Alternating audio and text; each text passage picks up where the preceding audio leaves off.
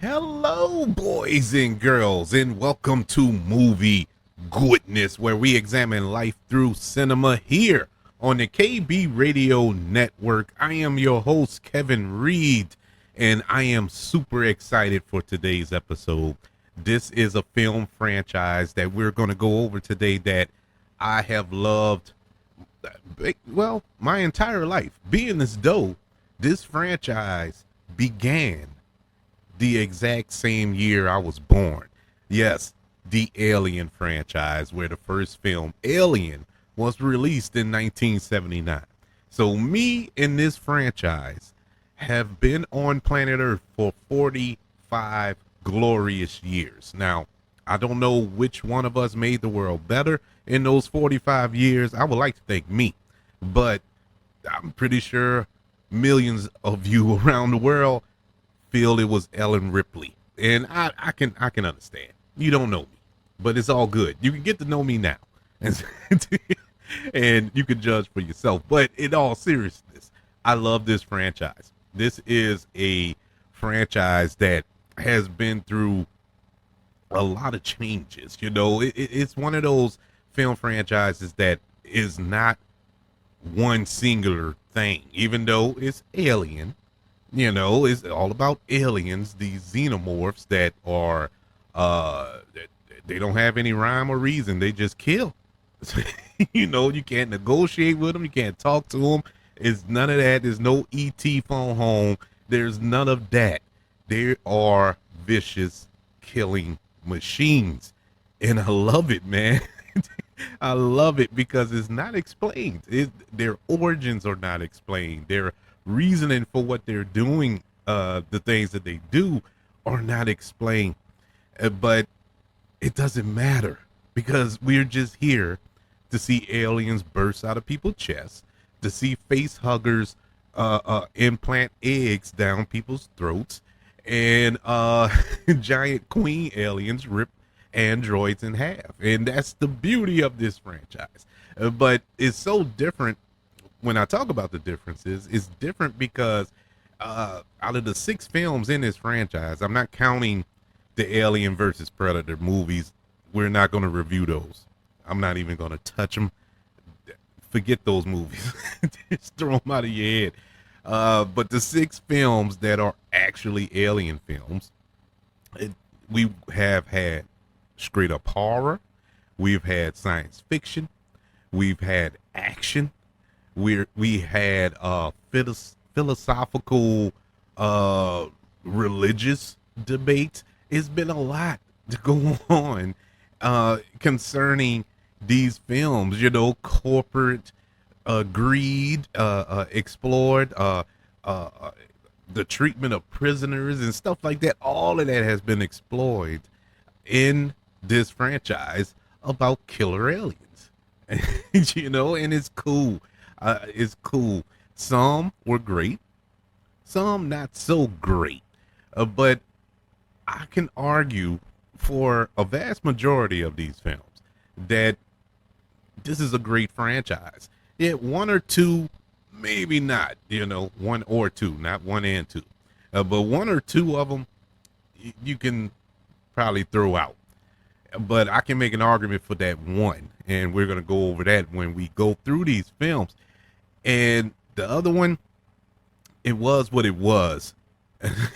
You know, it wasn't horrible. I felt as I think it was just a product of the time that it was released. But you may ask yourself, why are we talking about aliens today? Well, the reason we're talking Alien today is because of the release of Alien Romulus, which is a film that I am so hyped up for. I in the past couple of years, I've learned to temper my expectations in film because I get so hyped up. I get overhyped. And I go to the movies and just get my feelings crushed time after time. And I got tired of it. And so I decided to temper my expectations going forward from that moment. But every now and then a film comes along that I just can't contain it. If for some strange reason Alien Romulus is that film. That watching the trailer, I remember that first teaser trailer, which didn't really show you anything, but it freaked me out. And I was like, man, this feels like the original. It feels like the first film that came out in 1979, which was basically a horror film. And it creeped me out to no end. And I was in at that moment. And when the full trailer was released, I was like, oh my God, take my money. This is going to be beautiful. That film is directed by Freddie Alvarez, who directed the uh, uh, Evil Dead film from a few years ago. Which was kind of a reboot, uh, or a I don't know how you describe it, but it was good. It was really, really good. He also directed Don't Breathe, which was just a shockingly good film.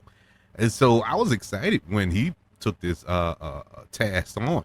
But yeah, I'm super excited for that film, and I was so excited that I went back and watched all six of these Aliens films. And I said, since I'm watching these films and I don't know any other opportunity to review them, we're going to review them all today. Alien, which was released in 1979, a great year, may I add. Aliens, which was released in 1986. Alien 3, released in 1992. Alien Resurrection in 1997. Prometheus in 2012, as well as Alien Covenant in 2017. And so we're going to go through all of these films and review them one by one. I was going to rank them, but I really can't rank them because the first two on my list are just perfect to me. And so it's like, it wouldn't be fair. I couldn't give a fair ranking of these movies. And so I decided I'll just review all of them individually and roll in that fashion. Some franchises I'll rank, but others I'm just going to review, especially in franchises like this where the vast majority of the films I truly enjoy and I want to talk about more. So that's really the sticking point why I decided not to rank them. But you can put them in order as I give my grades. You know which one is favorite. But in any event, before we get to the reviews, let's break down this franchise. It's a science fiction horror action franchise centered around the original film series that depicts warrant officer Ellen Ripley, who is portrayed by the great Sigourney Weaver, as her battles with an extraterrestrial life form, commonly referred to as alien or xenomorph, and the prequel series following the exploits of David 8 Android, which is portrayed by Michael Fassbender, and the creators of Creatures, referred to as engineers. We'll break that down when we get to those two prequels. But first, let's jump in to the one that started it all. We have 6 films to review, so let's not prolong the time. Let's jump into Alien, released in 1979. It was directed by Ridley Scott. This was his second film that he ever directed. It was written by Dan O'Bannon and is based on a story by Dan O'Bannon, and it follows a crew of a commercial spaceship who, after coming across a mysterious derelict spaceship on an uncharted planet, find themselves up against a deadly and an aggressive extraterrestrial loose within their vessel. This film stars Tom Skerritt, Sigourney Weaver, Veronica Cartwright, Harry Dean Stanton, John Hurt, Ian Holm, and I can never get his name right. You fat Koto. I can never get his name right, but he's the only black man in the movie, so you know who I'm talking about. But in any event, this film kicked off this franchise, which I don't think it was intended to do. It was just a one-off, as a lot of franchises are. But this kicked off the career of Sigourney Weaver as Ellen Ripley. Now, initially, Ellen Ripley was written for a man. This was a male role. This was not meant to be a female lead, which is innovative for the time because you didn't have that.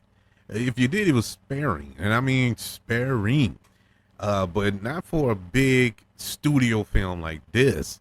Other than being the damsel in distress or the love interest to the hero, stuff like that. But as far as being the lead of a film, this was kind of the first, at least the first that I've seen. And like I said, this is one of the first horror movies I ever saw, technically. And to be honest with you, as many female action stars or action movies that have come out since then, none top this one, because Ellen Ripley is a different type of quote unquote action hero.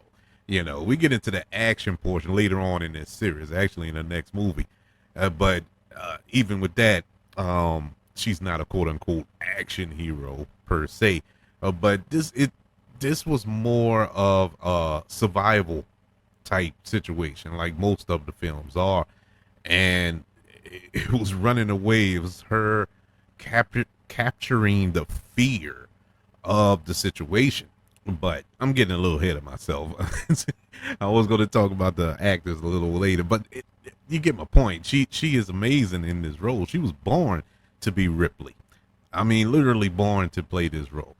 And this film, what makes this film so special, it's not the nostalgia of it. It's not because of Ridley Scott and what his career became and everybody else's careers. Rather, it was in front of the camera or behind the camera. It was it was impacted by the success of this film and how well of a job they did with this source material. Well, with this material, the atmosphere. And one thing about horror films, whether it's in space or in your house, it doesn't matter. You have to set the tone.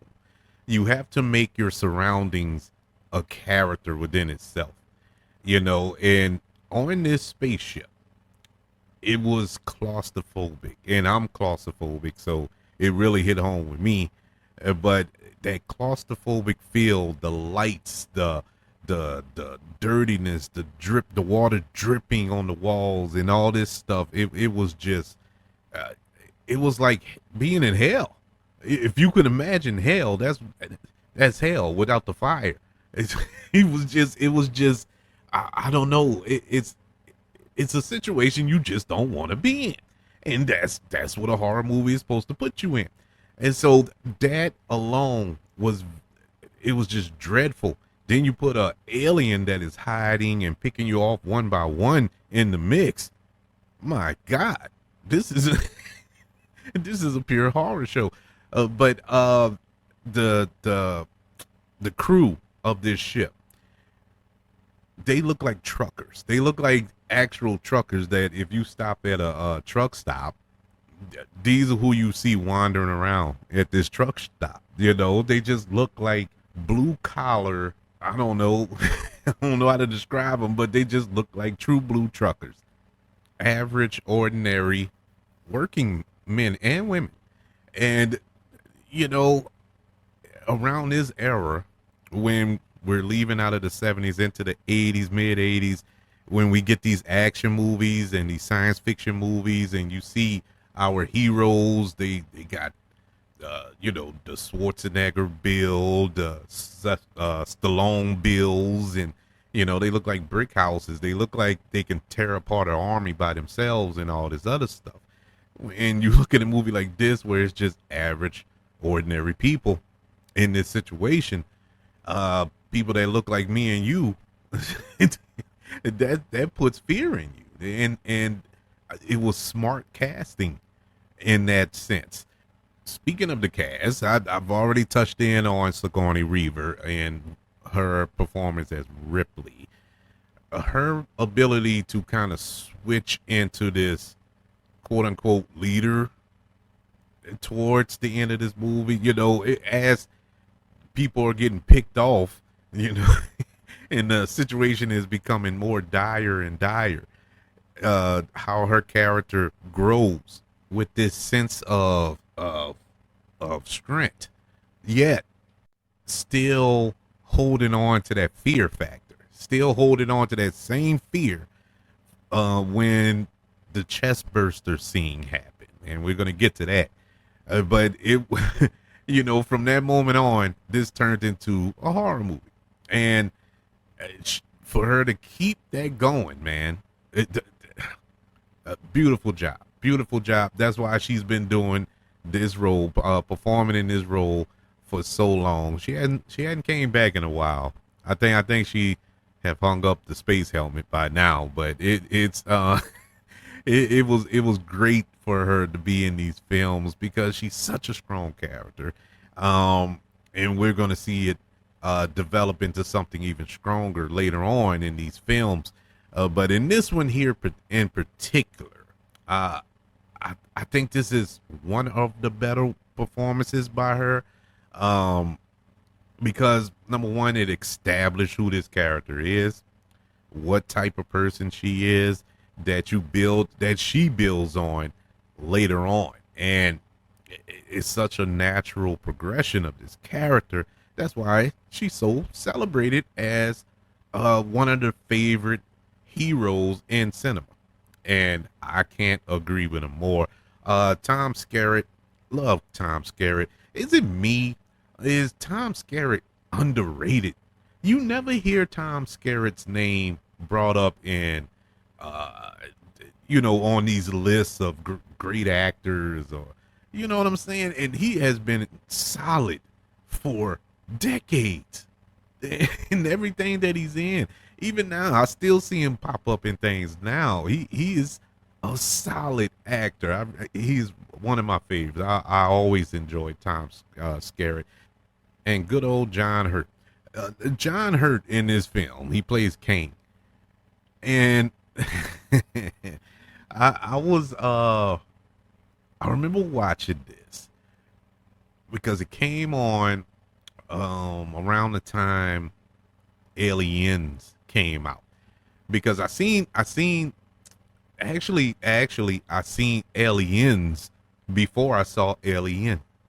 I didn't know they were related. I didn't know they were that was a sequel. Did not know for about a year or two.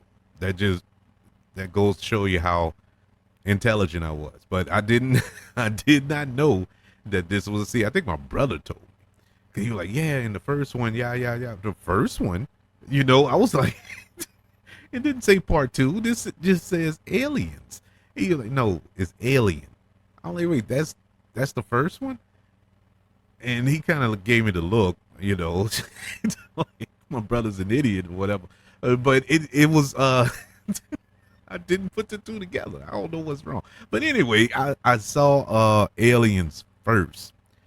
And so I had an idea what the face huggers do when I did see Alien. But even knowing what was coming, this movie found a way to make it frightening, scary, and real. All the films that we're about to go over in a couple of minutes have chest bursting scenes, but none look as brutal, as painful, as real as the one popping out of John Hurt's chest in this movie. Oh, it's still when I rewatched it the other day, actually a couple of weeks ago, I still kind of like hid my eyes, behind my head like I did when I was younger. I was like, oh my God. Now there was one in the other one that kind of freaked me out was in Covenant, I think. Alien Covenant. That one kind of freaked me out. But not like this one. Uh this one was brutal. I mean brutal, and you know it was practical. You know, not practical in the sense they actually opened up John Hurt's chest and but you know, on the set. It's 1979. They didn't have CG.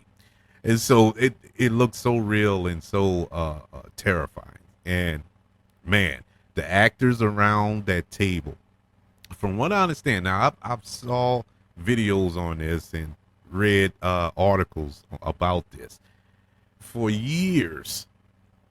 The saying was they did this in one take. I find it a little hard to believe that if you know how movies are made, you know, and you're dealing with practical effects and whatnot. I find it a tad bit hard to believe, but whatever. They say they did it in one take, and the actors didn't know that the chest burst was going to happen. Now they probably did it in one take, the actual burst, and just they were supposed to go on three, and they just did it on one or something like that, and it shocked them. But that look of surprise and shock and awe on their faces was real. That's the report. Now, I also read another report where they said, no, we knew it. I think it was Sigourney Weaver. Or I could be wrong. I don't want to misquote anybody. But I did read that somewhere that, like, no, we knew it was happening. That's just good acting. And I can believe it. I can believe it either way. I can believe it either way. But that was an awesome scene. And that's when all hell broke loose. When the alien started terrifying the crew. This is the start of the mistrust of the androids. Ian Helm as Ash, the android that we didn't know it was an android until later on in the movie, and he's working to not destroy the alien but capture the alien for the company. And so that was cool. Have that little element thrown in there as well, adding the rock and the hard place factor into it. You know, you fighting this alien and the corporation at the same time. So it just added a different level of dread in this film. This is one of the best horror / science fiction films ever made. You can't deny they've had some awesome science fiction films and some horror elements in science fiction films since. I will point you in the direction of Event Horizon. That was an awesome science fiction horror film. And that's about it. That's all I can really think of, you know. The other films in this franchise doesn't capture the horror as this one do. It really everything after this turned into action and science fiction or just straight up science fiction. This was the true horror film in the franchise. I loved it for that. I loved it for everything else that it just clicked. Everything just clicked. Everything was perfect. Nothing was out of place. That's why Alien from 1979 gets a letter grade of an A. It's a certified classic. It is close to perfect as you can get.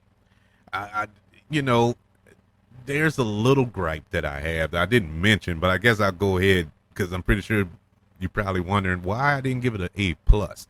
Well, and it's stupid. I know it's stupid, and I went over it again and again and again, and I just could not put the plus on it. But the reason is it just felt like it took too long to get to the alien. You know, you watching the and part of that is because, like I said before, I watched it out of order. I saw Aliens before I saw Alien, and so my level of expectations was an action movie, and what I got here was more of a horror thriller science fiction film, and I wasn't expecting that when I watched it for the first time. Now when I watch it now, not so much. I don't have that gripe, but it's still there because you want to get to the alien. I mean, the movie's called Alien. But you do want to establish your characters and all this other good stuff. And so I get all that. It's not bad. None of it is bad. It's just a personal thing with me. I wanted to get to the alien. I wanted the movie to start and boom, xenomorphs. But other than that, the movie is great. The movie is perfect, but I still just can't give it the plus. But it does get an A. Now, moving on to the sequel to this classic. Back in 1986, James Cameron stepped into the director's chair fresh off the smash hit The Terminator. He jumped right back into this science fiction horror genre with Aliens. Returning from Alien is Sigourney Weaver, reprising her role as Ellen Ripley. No other people returned from the first film because they all died. Spoiler, but she was the sole survivor of that alien attack in that film. And this film, like I said, it didn't have the horror elements. James Cameron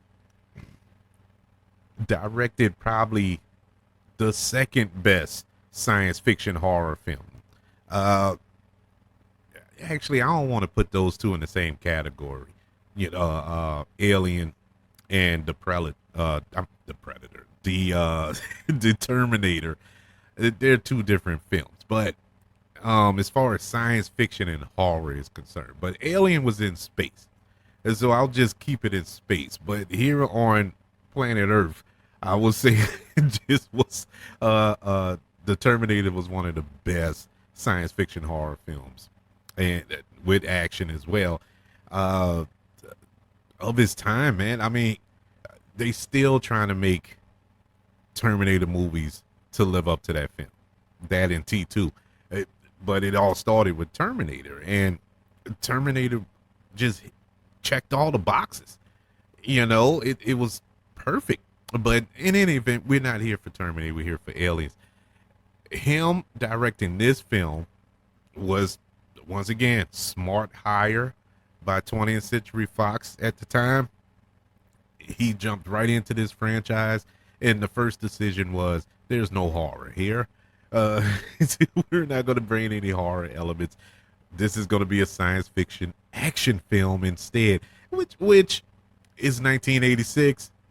It makes sense because that was the bee's knees, all the action movies. This is the height of Schwarzenegger. This is the height of Stallone. In a couple of years, we're going to get Bruce Willis. We're going to get Mel Gibson and Danny Glover. We're going to get all of these action heroes around this era. And you can throw Sigourney Weaver in the mix as well, who reprised her role, as I said, as the sole survivor of an alien attack.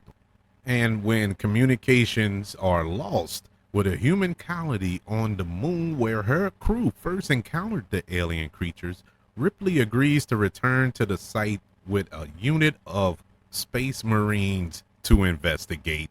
This go around, Sigourney Weaver is joined by Michael Biehn, Paul Reiser, Lance Henriksen, Carrie Hann, and the late great Bill Paxton. This, spoiler alert, this is my favorite film in the franchise, hands down, no cap, as the kids would say. I love this movie. Love this movie. I don't care when it's on, what channel is on, what version you get. I'll stop and watch this movie. I cannot get enough of Aliens. It's just, it's a film that I know backwards and forwards. And I had a tough decision to make when reviewing this film. Am I going to review the theatrical version or the special edition? because there's a special edition with additional scenes. The movie's a little longer, and that is a superior version of this movie. The theatrical version is amazing. The theatrical is perfect where it is. It didn't have to touch it. But adding those extra scenes, for some strange reason, made the gold shine a little brighter on it. You know what I'm saying? It just was perfect. For example, this film, you have the character of Newt, the little girl that was that they found and was protecting and whatnot, and Ripley had this bond with her, had this relationship with her to protect her, this motherly thing, and she was just driven like a mother, protecting or those, you watch the Discovery Channel, the wild animals that protect their young. That's what she was. It was like she was actually her mother. And you get it, you want to protect this child, but this was something different. There was something deeper there. You don't understand why in the theatrical version. But when you watch the special edition, you completely understand why. And it's just one little scene. It was when she was discovered after 57 years in that cryostasis. She's awakened, she's found, and they inform her that her daughter had died. I think she was 70 something years old or something to that effect. And Ripley still looks the same, because she was in cryostations. And she was like, I was supposed to be back for her 12th birthday or something to that effect. And she was just tore up. She was broke. I mean, her daughter died. She missed 57 years of her life, it's crazy to think of it that way. But yeah, her being a mother was robbed from her because of this situation that happened in the first film. And so when later on in the film, when she finds Newt and gets this protective motherly instinct charged back up, you completely understand why. And it just made the movie better. I don't know why they cut that scene, because the scene wasn't that long. Maybe 2 minutes long. And it didn't disturb the flow of the film at all. At least that's my opinion. But it is what it is. It's still great. And the other extra scenes were they were trying out those guns, those motion detector guns inside of the vents and all this other stuff. And the aliens were testing the guns, seeing if the bullets would run out, we can, they were strategizing, and it was showing how intelligent these aliens were. They weren't just wild animals, so to speak. And that was cut out. And I kind of get that, but I would have loved to have seen like, oh man, those things think. That's even scarier, but they cut that out, and there was a couple of other scenes that were kind of whatever, but they were still good scenes. But in any event, the special edition is the superior version to watch of Aliens. But this movie was so exciting. Once again, the scope of it, the scale of it, the action sequences, the way this Marine Corps made me want to join the Marines. The ironic part of this, my brother ended up joining the Marines about 3 years after this movie came out. I don't think that was the reason, but if that played a little part, I can understand, because the Marines in this movie were cold-blooded, man. These Marines made Navy SEALs look like Boy Scouts. I mean, they were cold-blooded. I was hyped up for them. I loved them. I loved them all. I wanted to fight with them. But the camaraderie of those actors, who I think they went through boot camp and all that together, to build a relationship. before before filming began and whatnot, and you could tell they really had a bond. You know, they truly were a unit. You know, and it helped made the movie feel a little more authentic, even though they're in space fighting aliens, but it still felt a little authentic. But the mere fact that James Cameron and these actors set up these Marines to be just an unstoppable force. And you're like, oh yeah, they're gonna kick these aliens behind. You know, they don't stand a chance. And the fact that these aliens tore them up, just just the mere concept of that. Now we saw what one alien can do in the first film. Now you have a planet full of them. Basically, it felt like it just hundreds of these things, if not thousands, and they're just tearing through these Marines, man, and still finding a way to do it one by one. It was so exciting to watch, but it still had a little element of fear involved, but nothing that I would consider horror or scary. But like I said, you're in this for the action, and it had some great action sequences. The action involving Sigourney Weaver here. Now, this is where she became an action star to me. This is where she became an action hero to me when at the end of the movie when she had the gun and the grenades and the fire launcher, flamethrower, that's what it is. I couldn't get it out. The flamethrower and all that other good stuff. Going to get nuked and burning up the eggs. And then you get the biggest reveal. One of the biggest reveals, literally, in movie history. When the queen emerges. This giant alien. Oh my God. A Kanju alien. Man. And the battle between Ripley and this queen alien, as she was in this forklift suit that was set up earlier in the film. I mean, way earlier. So far into the film that you forgot that thing was even there. This is great storytelling. That's why James Cameron is a genius making films. Planted that little foreshadow at the beginning of the movie, and we don't get it again until the end, until the very end. And for them to have a literal fisticuff was amazing. And I enjoyed it from beginning to end. It's one of those movies that will make you sweat watching it. You know, that type of action, that type of excitement.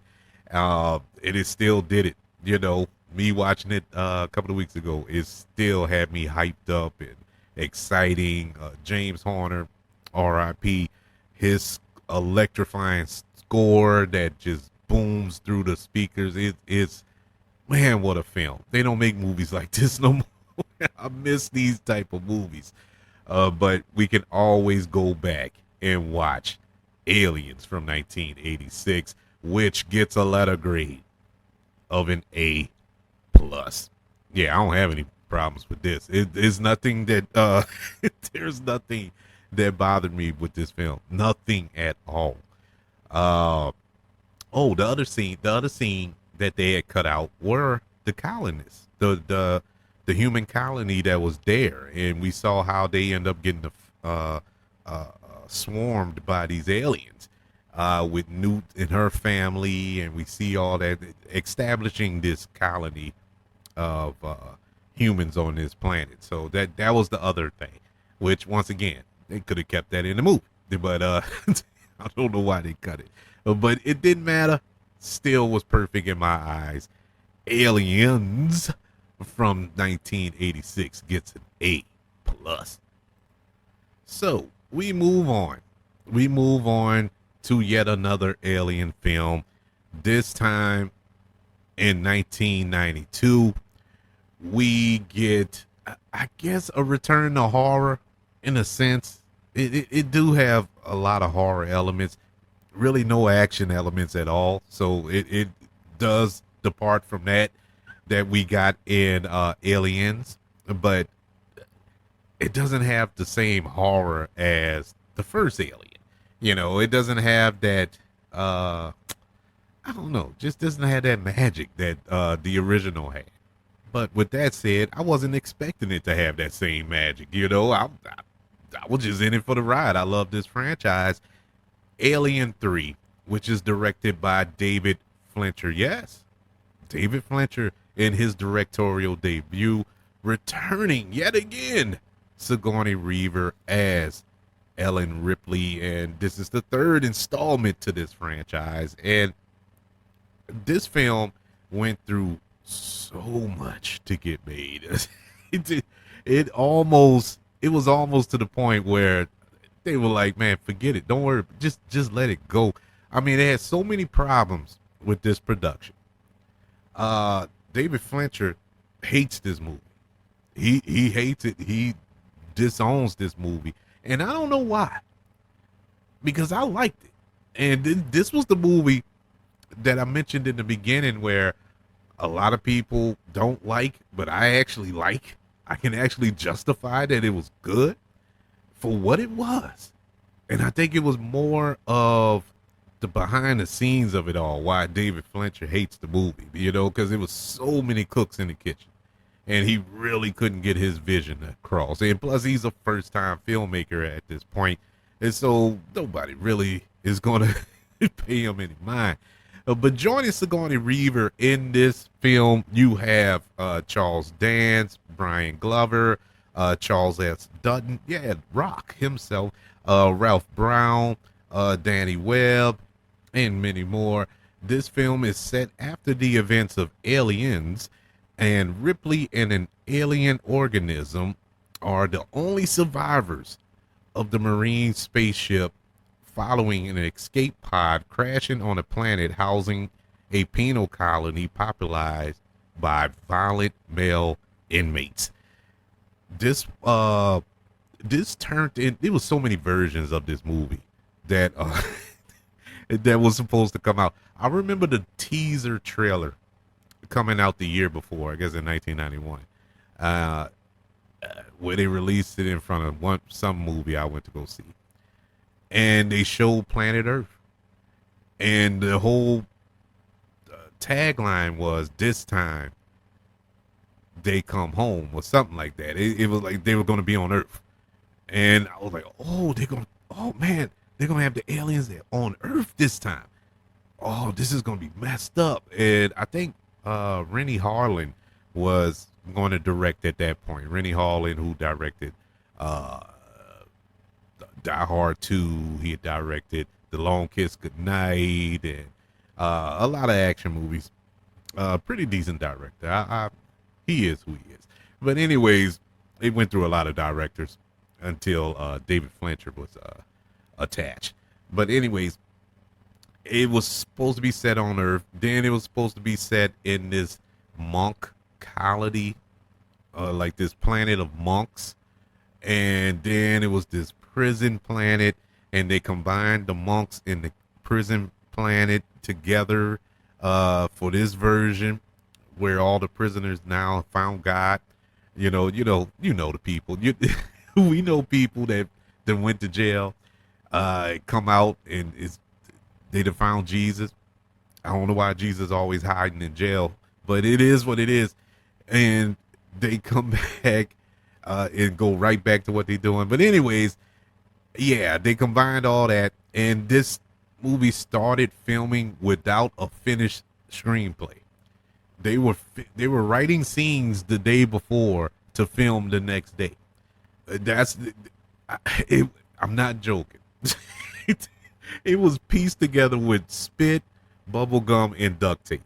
And so the mere fact that this movie got finished, that it got made, that it was watchable, is amazing to me. That's why I don't hate this movie. And I didn't know that going in. And so when I watched it, I actually enjoyed it. But when I found out, of course, years later, what all took place behind the scenes and whatnot, I'm like, oh my God. And it was that good? And it still turned out pretty decent? Is it up there with Alien? No. Is it up there with Aliens? No. But it's good. I did enjoy the atmosphere of this film. It was dark. Of course, it's David Fincher. It's going to be dark. But the camera work, the claustrophobic feel of it all. Yes, it had those elements and that worked. The way the alien moved in this film, this is at the starting point, not really the starting point, but this is when visual effects were starting to ramp up in film, and you can do more with certain things. And this film, we started doing a little more with the xenomorphs. Now he can crawl on the ceilings and whatnot, and it was freaky. And the point of view shots that David Fincher was using in his film was awesome. I loved that, chasing these inmates up the corridor and all this here. I thought was amazing. It was exciting and thrilling and frightening all at the same time.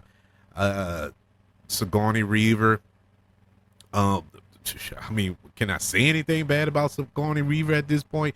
She is the character. I mean, we're 3 movies in. If she was bad, it's a problem. But no, she was great in this role. In this role, once again, she takes it to another level.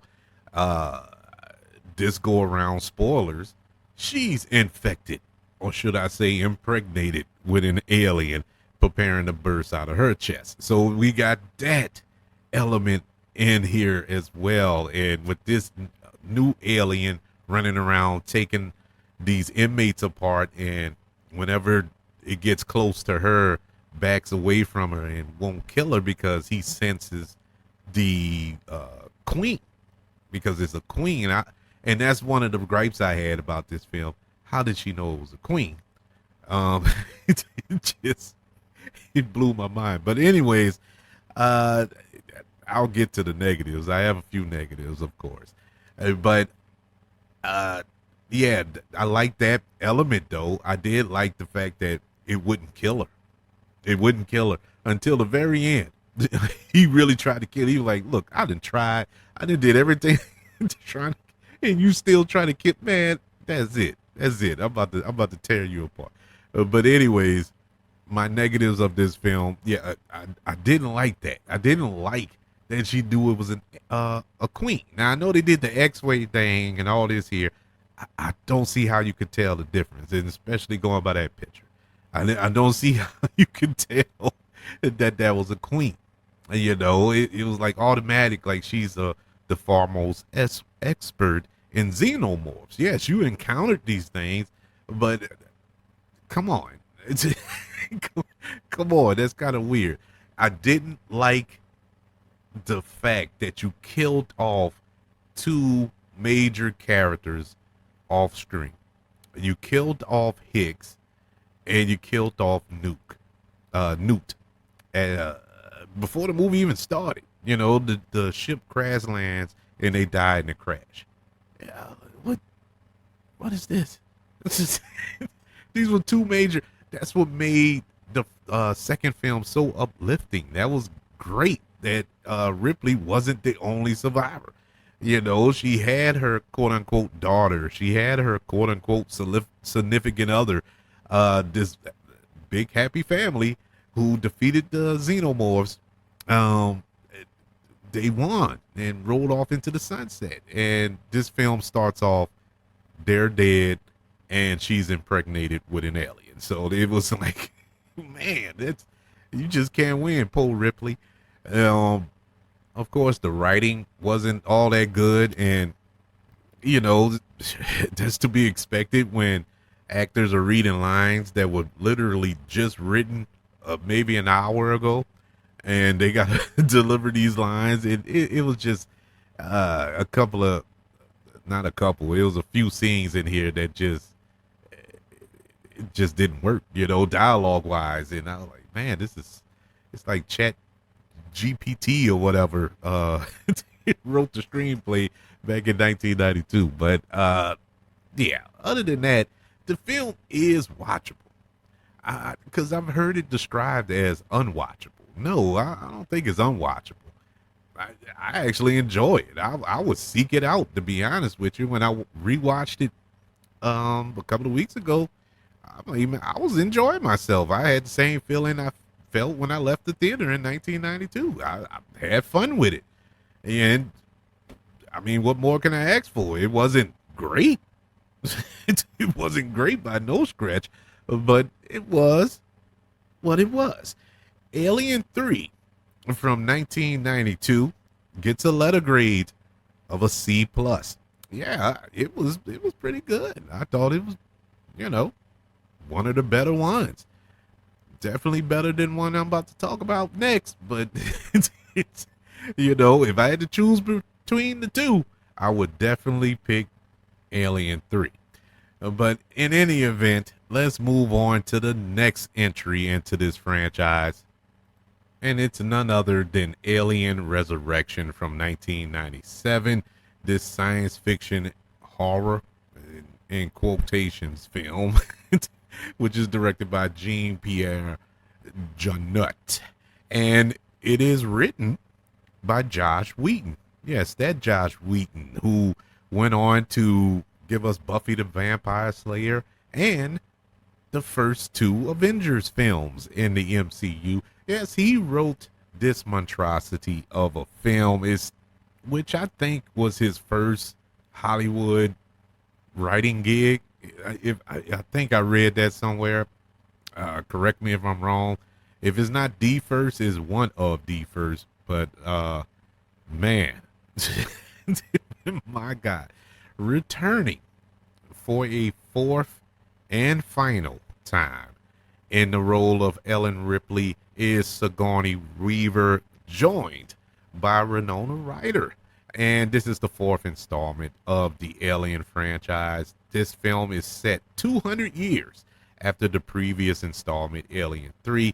Ellen Ripley, who died at the end of Alien 3, by the way, spoilers, is cloned, and an alien cream is surgically removed from her body.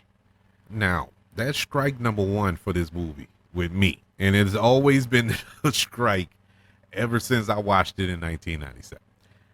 Reason being, I watch these movies religiously. I love these movies. At no point in Alien 3 did Ripley bleed or in anything whereas they could get DNA to clone her. She threw herself in a pit of fire before the alien burst out of her chest. So I don't know where they got the blood from. I honestly don't know. But once again, I know we have to suspend disbelief. It's just a movie, Kevin. You need to relax. I get all that, but come on, some things are just dumb. This is basic. Watch the movie. Just watch the last movie, and you would know that is impossible. But maybe I'm nitpicking. I don't know. But it just bothered me to no end. This movie is a product of the 90s, the late 90s. This is what movies looked like back then. It was just silly. They just did silly, stupid stuff. There are scenes in this movie that don't belong in any movie whatsoever, let alone an alien film. You have a scene where Ripley is playing basketball. And she's on a spaceship, people. And she's playing basketball. And toying with this other crew and playing around with her. And in the way they have her character. This is the one time.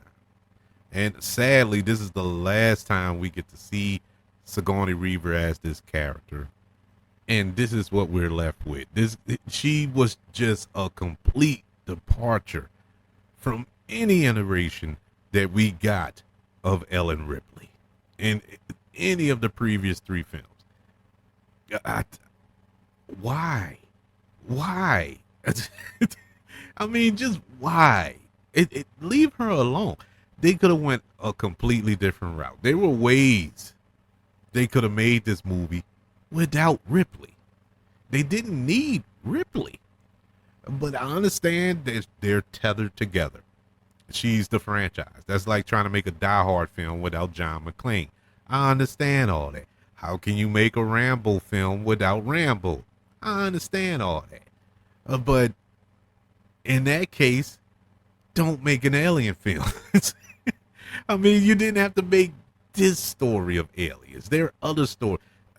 From all accounts, and I hope I'm not speaking out of school because I haven't seen the movie yet. Alien Romulus doesn't have Ellen Ripley in it, and so it's a standalone. And so you didn't need to tell Ellen Ripley's story. This had nothing to do with Ellen Ripley. Technically, it wasn't Ellen Ripley. It was a clone. I get that as well. But to be fair and honest, I don't like clones. I don't like the concept of clones in film.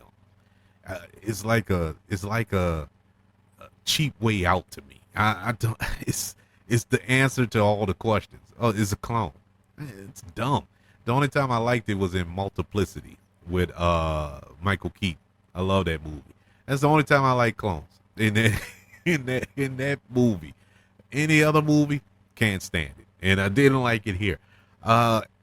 The rest of the cast, they were fine. They were what they were. It just felt like a parody of an alien film. It didn't feel like a real alien film. You know what I'm saying? It just felt cheap. It felt like a cash grab. It just felt dirty. It felt dirty to watch it, like you was violating some type of law, or some commandment from out of scripture or something. I can't put my finger on why this movie just offends me. It truly offends me. Now, what redeems this movie from getting an F, because it was close to getting an F, what redeems it is they have a couple of scenes in here that I really enjoyed. I thought they were well filmed, well choreographed, action sequences. But aside from that, the story, the pacing, the atmosphere just did not work for this movie. And overall, the movie just didn't work for me. Alien Resurrection, released in 1997, gets a letter grade of a D minus. Yeah, man. This is a bad way to go out for Sigourney Weaver. She went out perfectly. She went out perfectly in Alien 3. That was the perfect send-off for that character. And they found a way to mess it up. and they did it in epic fashion. Anywho's, we move on to the final two films in this franchise, and they served as prequels to the Alien franchise.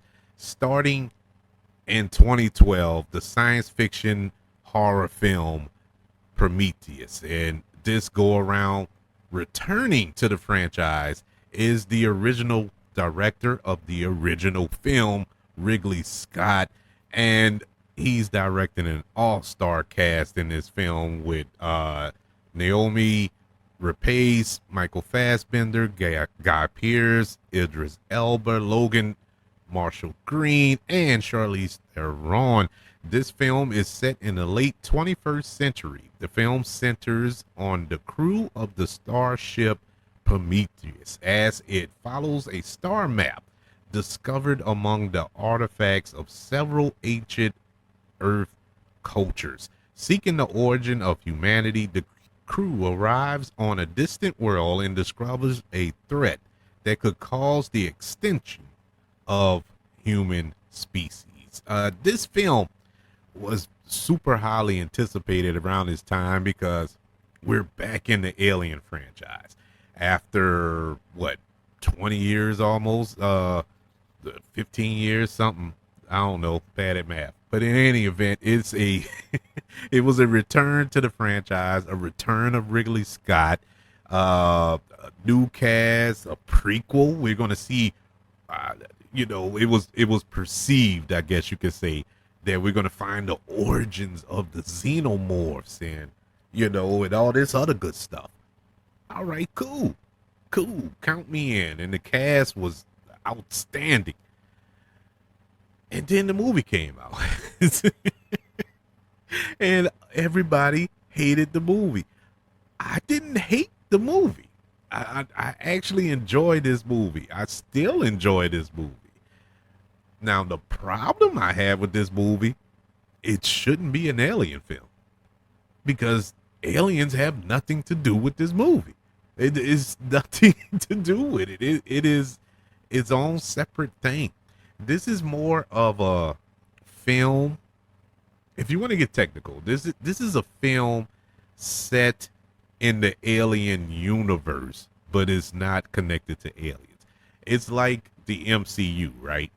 The MCU as a whole are Marvel films, but you have other solo films in the mix, like Deadpool and Wolverine. They don't have nothing to do with the Avengers. You know, even though they mention the Avengers and all that stuff in the movie, it don't have nothing to do with the Avengers. Uh, Captain Marvel and all that don't have nothing to do with the Ant-Man film. You know, they're in the same universe, but they're just not connected in that way. That's the way I look at Prometheus. Prometheus is in the universe of aliens. It's just not connected in that way. You know, that no matter how they set up the end with the this giant xenomorph coming out of the engineer and all that. Now the engineers, okay, let me start off by saying this. I am what a lot of people would consider a Christian. I believe in God, I believe in Jesus, I believe in the Holy Spirit. And I believe the teachings of Jesus, and I believe what the Bible says. And so with that being said, I can watch movies. I can watch movies and not take it for 100% accuracy and truth. Movies are just that, movies. You know, they're there for your entertainment. So when you have stories like this, it doesn't bother me. And I'm saying all this because I had a discussion earlier this week, ironically enough, about this same thing. Like, how can you watch movies like that? It's a movie. It's a movie. What you want? It ain't like I'm sitting there worshiping what they say. You know, taking what they say with and running with it. Yeah, I'm not an idiot. I do my own research and everything. And so no, I don't run with that. And so I say all that to say the opinion that I'm giving is not coming from me as a believer in God. It's just coming from me as a film lover. And so that's all I'm trying to say. Because I know people's gonna be like, "Oh, he's only saying this because he's a Jesus freak and all this other stuff." Man, relax. I didn't like the engineer plot. The engineers don't work. The whole concept of the engineers didn't make sense. Didn't make sense. It didn't make sense in this movie, and it didn't make sense in Covenant. They're useless subplots in this film. I don't know. I don't know what they were thinking. I don't know what they were trying to do. They were trying to discuss a deeper issue here, and I understand that aspect of it. Going back into the spiritual aspect of everything, how our lead character was a believer of God, and it was because she chose to be a believer in God. She believes this, even though she discovered that they're engineers that created human beings and all this other stuff. She still believes in God. And so the discussion came up in the film. Like, well, there's your proof. Where's the proof of your God? You you haven't proved anything about your God, but we have proof that these engineers created us. And she had one of the coldest comebacks in film history, I think. She was like, well, who created them? And she couldn't give an answer. So that was her whole mission. She wanted to find out who they are, how they came to be. And so anyways, despite all that, I still don't think that worked in this film. This movie was slow, very, very slow, and at parts very, very silly. I know a lot of people make fun of the end of the movie with the spaceship crushing Charlize Theron's character, because she doesn't know how to run in a zigzag motion to avoid being crushed by by the ship. But it look, I liked elements of this film. It was shot beautifully. It looks gorgeous. It's a gorgeous looking film. It's not scary. I thought with Ridley Scott returning, we was gonna get some of that alien flavor. We didn't get it though in this movie, and I was a little disappointed by that. But overall, it was a decent movie. I just felt it shouldn't have been part of the Alien franchise. You could call it something else, and it would have been fine. And to be honest with you, they tried to call it something else. They and it still linked it with the Alien movie. Because honestly, if I didn't tell you, if you go watch this movie, and I didn't tell you that this was part of the Alien film franchise, and you knew nothing about it, you probably wouldn't even question it. And if I come and tell you, yeah, this is the prequel to Alien, and you probably sit there and say, how? How? And I still don't know how. It makes no sense. But it's an all right movie. It just doesn't fit in the franchise to me. Prometheus, which came out in 2012, gets a letter grade of a C. Yeah, it was average. It's watchable. It's good. Clearly not the worst in this franchise, but also clearly not the best either, which what I was hoping for. But a lot of people did not like this movie. A lot of people complained there was no aliens. A lot of people complained that they were duped into watching this movie. And so, what did 20th Century Fox decide to do? They told Ridley Scott, look, we want you to make another one of these movies, but you gotta put aliens in it. It's gotta have aliens in the movie. And you also have to put alien in the title. So in 2018, they released Alien Covenant. This is the 6th film in the Alien franchise. This is the 3rd film of the franchise directed by Ridley Scott. Returning for Alien Covenant is Michael Fassbender. Along with him, you have Catherine Waterston, Billy Culp, Danny McBride, and others. This go around, it follows the crew of a colony ship that lands on an uncharted planet and makes a terrifying discovery. All right, with that in mind, you know that, okay, this sounds like an alien film. That's the same tagline as the majority of these movies, so we're back to formula. Makes sense? Let's go. Once again, it still didn't have that pop. It still didn't have that magic. The problem with these last 2 films, Alien Covenant and Prometheus, is they focused on Michael. Well, David, Michael Fassbender's character. They focused on the android. And the android's the villain, It's just I never understood. And he's an android. He's not human. And so you couldn't connect with him. So that was a huge, huge, huge misstep by Ridley Scott, who is a phenomenal director. So I don't understand that choice. But there was no connection there. And the choice to follow him and cheer him on at times with the other version in this film, because there are 2 of them. Michael Fassbender plays both roles. It just didn't. It didn't connect, and I think that hurt the film. Hurt both of the films, to be honest with you. You killed, once again, like Alien 3. You killed the main character from the previous film off screen. Why? Why? Well, actually 2 to be technical, because also in this film you had James Franco was in this movie. Now I think around this time, this is when James Franco was getting in a little trouble with the Me Too movement and all that stuff. So I think they kind of secretly cut his role out, but he had a little role in the film, but he died off screen. Anywho's, this film is a sequel to Prometheus, and it's the prequel to Alien, and uh, it still never set nothing up.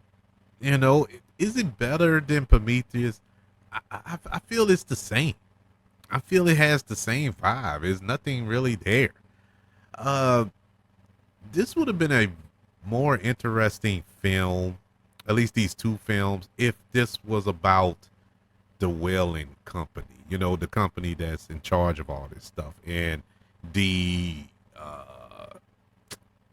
infatuation with this alien species. You know, exploring that, getting into that.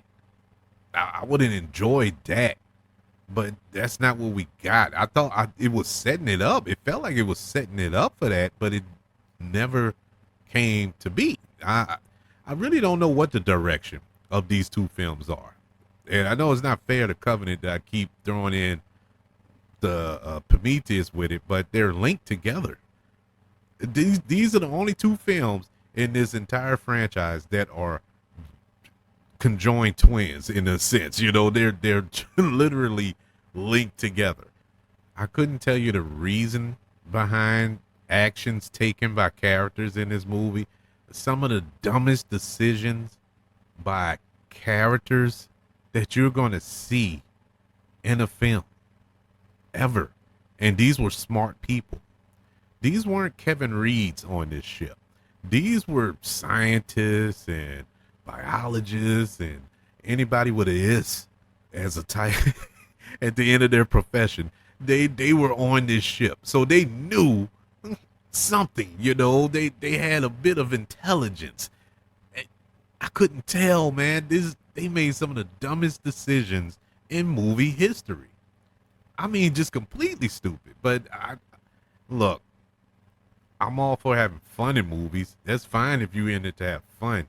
But this movie was kind of set up to be something serious, and they failed miserably. Now, were there parts in this film that were exciting? Yes. When we did get aliens involved in the film, it was great. I love the alien in this movie. The chest bursting scene, I mentioned it earlier when we was talking about the first film. This chest burst scene with Billy Cullen was just there's another one that had me kind of cringing. You know, it is still when I watched it a couple of weeks ago, it did it again. And I knew it was coming, but it's like, oh my God. And it was just, I don't know, but I got a thing with that. I forgot what the phobia is called, but stuff coming out of you is not, it's not my cup of tea. Well, of course, I would imagine nobody likes that, but I actually have a phobia, a straight up phobia of it. Yeah, it was freaky. And they had other scenes, you know, some exciting scenes throughout. The first encounter with an alien on the ship where the thing comes out of the dude's back. That was something new. You know, we never saw that in this franchise before. What else? Yeah, that's bad. And I just watched the movie. I can't even remember. But overall, it's decent. It's nothing that I would seek out, to be honest with you. The only reason I seeked it out this time because I had watched the previous 5, so I said, well, I might as well cap it off. So that's what happened. But I didn't hate it. There's only one film in this franchise that I have a strong dislike for, but I don't hate any of them. But Alien Covenant, which was released in 2017, gets a letter grade of a C-. Yes, ladies and gentlemen, this is a film franchise that is blessed to have 2 classics to start it off with. And that's the reason why it's hard to imagine a world where we don't get Alien IP. You know, when Disney bought Fox, it was kind of scarce because you're thinking Disney. Disney not going to make any alien films. You know what I'm saying? But they are. They found a way. They are going to make it, and they just made one. And not only that, don't look now, but we are getting a TV show. I think it's called Alien Earth, if I'm not mistaken. I read somewhere, and this is gonna be on Fox, not Fox, FX, and Hulu, and I believe they started filming. I gotta check on it, but it is in it. They rocking and rolling with it, so I'm all for it. The same guy who gave us Fargo on FX, he is the showrunner here. And hey, sign me up. Fargo is great. He also did that X-Men show. What was it called? Legion. He did Legion too, and Legion was pretty brutal. And so I want to see what he does with this. I'm excited. You know, I can see Alien as a television show. I actually I can see it more of a streaming series. I'm shocked that it's coming on FX and not just straight up Hulu. I know it's going to be on Hulu, but a show like this, man, if you're going to do it justice, do the aliens justice, yeah, you're going to have to hide it for the kiddies, I think. But we shall see. Hopefully it comes out soon. I'll be anticipating it, but I can tell you this, I am already geared up, already bought my ticket for Alien Romulus opening night. So I am, whoo boy, I'm excited. I'm a little worried going to see it at night. I don't know. I may be tossing and turning that night, but we shall see. Hopefully it turns out good. Hopefully it lands in the top half of these films and not the bottom half of these films. As long as it's better than Prometheus, Alien Covenant, and what's the other one? Resurrection, I'm happy. If you could stay in Aliens, and Alien 3 territory, we're good. Actually, you got to be better than Alien 3. And I like Alien 3, but you had to be better than that too. So, but we'll see.